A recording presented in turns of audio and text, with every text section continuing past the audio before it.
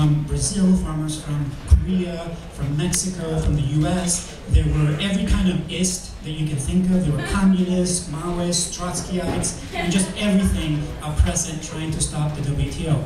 And we were there, and I had been at that point living in Tempe, Arizona. And I had at that point been working already quite a while, kind of trying to figure out how to reduce police brutality in Tempe, and working with somebody named Joe Olson, who's a professor here, a friend of mine, and in working there, and we were already really kind of dedicated to our causes, right? So I had actually was working on that. I'd gone down to the WTO because that's where the people of the world were going to gather to fight capitalism, right? This is where they were. This is what was happening. I was at that moment where we were like, we have to be with the people. We have to be with the people that are in the world, that are fighting capitalism, that are traveling all over the place, because, you know, power to the people, you know, right? Power to the people, where we have to be there. I was kind of one of those guys. And so we're there, we travel. I'm traveling. Cancun is full of people. There's an entire stadium full of students from all over the world. There are parks that are full of, again, campesinos and farmers from all over the world that come and camp. They are feeding people, so you could go to the park, and these farmers would just grab tortillas and put beans on it and feed you all day long, food for free. You would walk around and you could see the Korean farmers kind of working and building things, and I couldn't tell what it was, but I saw them build something in a couple of days that looked like a shrine of some kind. Might have been some kind of birth, ritual, death shrine. I couldn't quite tell because it's a different culture, but they had flowers all over, paper flowers and colorful, and all of this. It was a very carnivalesque atmosphere with people on stilts and banners and people with bullhorns just everywhere protesting. So this one day, there was a protest, and we were going to walk from this park down to where the police had built a huge barricade to keep the protesters from moving forward too close to the WTO. And the barricade, you just imagine a barricade is like I don't know, 10-foot, 12-foot, barbed wire, not barbed wire, but a fence that had barbed wire on top of it that you couldn't get through, and behind the fence are riot police in full riot gear with all the amenities that come with that, including big water cannons on top of it, and they were not going to let this group pass. And this group kind of wanted to go and make a statement to that particular group of police.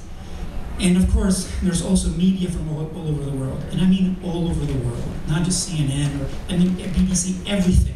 Everything that is happening in the streets and everything that we're doing is going live everywhere in the world. Incredible atmosphere. So, given what I was doing at the time, I was a grad student, and I really wanted to know these people and why they were there and what's happening. Why are we doing this, right? Why are these people here? So, because I speak Spanish, I started walking through the crowd and speaking to the people from Latin America and asking them, hey, why are you here? And I get some story, and I go, why are you here? And I get some stories. And just when I was getting towards the end of the march, and the march is kind of going up against this big fence, and everybody's kind of moving up to the fence, getting really tight and close, and the energy's kind of going up, and I see this young group of guys, and they look like farmers from maybe Mexico, and I say to them, hey, can I talk to you? I want to talk to you about what's going on. And he's kind of like, I don't know, he's kind of shy.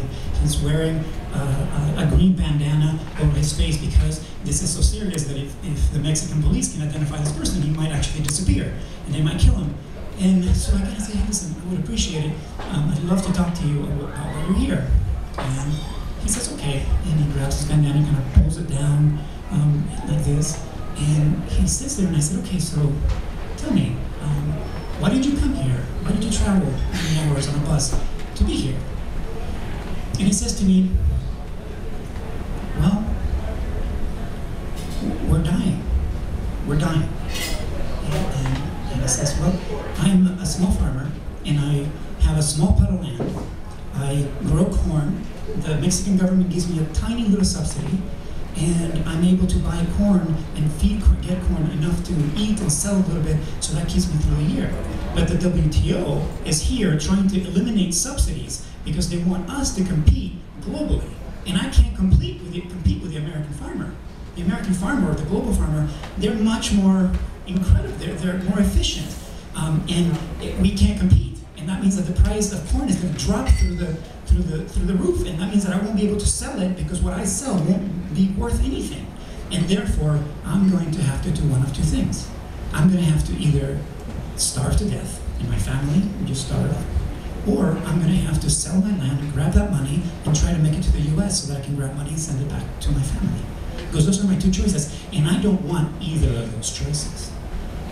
And as he's saying this to me, I began to notice that there's kind of a commotion happening over here to my left during this wall. And I'm just kind of trying to pay attention to that and trying to talk to him some more. But things are starting to heat up, and I can feel the energy start to go up in this place. And I begin to notice also, from my right actually, I begin to see young folks, those IST that I was talking about, grabbing bricks and throwing the bricks. And they're going over my head. And they're landing on the police. If you remember, the police have helmets, right? So they're actually, I'm not saying that they're not getting hurt, but they are protected. And so this is happening. It's starting to go, and I'm still trying to pay attention to this guy. I'm trying to keep an eye to make sure that what's happening there. And then I begin to notice something that I've never seen before. I'd seen that before, but I begin to notice something. And that is that the police pick up the bricks and throw them back into the crowd. So now bricks are going this direction. And they're landing in the crowd, but the crowd does not have riot helmets. In fact, the entire crowd is not throwing bricks, just a small group of people are throwing bricks. There's a huge crowd, and they're just randomly landing. And as I'm talking to this person, they're landing on people's heads, just blood, just hurting, just blood. And they're walking through the crowd, coming out, bloody, just blood all over the shirts, crying. Some of them are being carried out. And I am, at this point, going, oh no, this is getting really serious. And I'm thinking, okay, I think the riot's about to start, or maybe it started already, I couldn't quite tell, but this is pretty heavy duty. And I'm kind of going, okay, I'm with the people, I'm down here, right? I'm with the people, I'm running the risk, that's what was the whole idea. And I begin to get a little scared, and I look over to this guy. And this guy looks at me and says, he sees my face, and he says, and he sees the same blood and the same thing that's happening. And he looks at me and he says, somebody's going to die here today. And it's going to be an honorable death. And all of a sudden, it was like, for me, I kind of took in everything, and everything just went, oh, wait a minute. He's right. Wait, somebody is going to die. Wait, somebody who's breathing right now is not going to be breathing in a second. They're going to die. Somebody whose heart is beating will not be beating. They're going to die. And then the second thought, I'm not so proud of, but it was like, oh shit, it could be me. Wait, I'm not ready to die. I'm not ready to die right now. I'm not ready to die today. My partner Mary says I have a very strong sense of self-preservation, and it kicked in very hard. I was like, wait, something's mistaken here, because I do, and then I realized that as I'm thinking this, and all of this is happening in just this fraction of a second, and as I look at this guy, and I think he can tell what's happening in my brain, and he's looking at me, and I can tell by the look that he's giving me that he's thinking the opposite. That he's thinking, I don't have an option. I may die here today, and it might be, and if I do, it's going to be an honorable death. And that, I was almost trembling at that point. I was like, oh my gosh, this is really serious. It's as serious as it gets.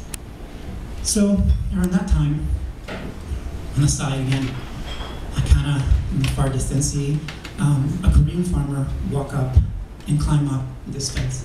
And you can see him above everybody, and below everybody, everybody's yelling and screaming, cops are doing things, there's people in megaphones, there's people from all over the world, you need to understand. It's really a little nuts. And you can see this guy climbing up there, and he's wearing a sign that says, the WTO kills people. And he gets up there, climbs to the thing, gets on top of the thing, and he's yelling some things in Korean, and some of his comrades at the ground are yelling things in Korean, and then he reaches into his pocket, pulls out a knife, opens it up, maybe 4 inches, not very long knife. And he puts this thing aside, opens up his coat and his shirt, and he stabs himself in the heart. He committed suicide. This farmer walked up there and stabbed himself in the heart, and I could see it. And he left a note. And in the note it said, the WTO kills people. About 3,000 to 4,000 farmers commit suicide a year. And I'm going to show you what it looks like. So I could be destructive. I could destroy you. I could try to burn this down. But I'm going to show you, I'm going to give my life so that you maybe stop doing what you're doing, so that you can stop killing farmers. I didn't know what to do with that. And in fact, nobody did. We were there kind of like, wow, just stunned. And the WTO broke down. The negotiations inside the WTO broke down. They never reached an agreement global to open up the foods. And I think directly related to this, this farmer from Korea that killed himself. And I went home, came back to Arizona. Years passed. I never could quite figure out how to incorporate that death into my mind. Both two things. One, incorporate the death, and also incorporate the fact that I was like, I don't want to die. That those two things seemed almost like a contradiction in my head. So come back here, go to the US. Come back to the US. Move forward a decade, 10 years. I'm here in Flagstaff. I'm working with that friend that I told you, Joe Olson, who was here. And Joe Olson was really dedicated. I learned a lot from him, dedicated to change.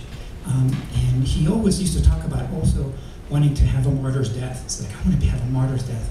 I want to be able to be a martyr, and I want to be able to, be able to live and then die, trying to make sure that other people have better lives. And I was like, yeah, okay, that's connected to that thing. And then in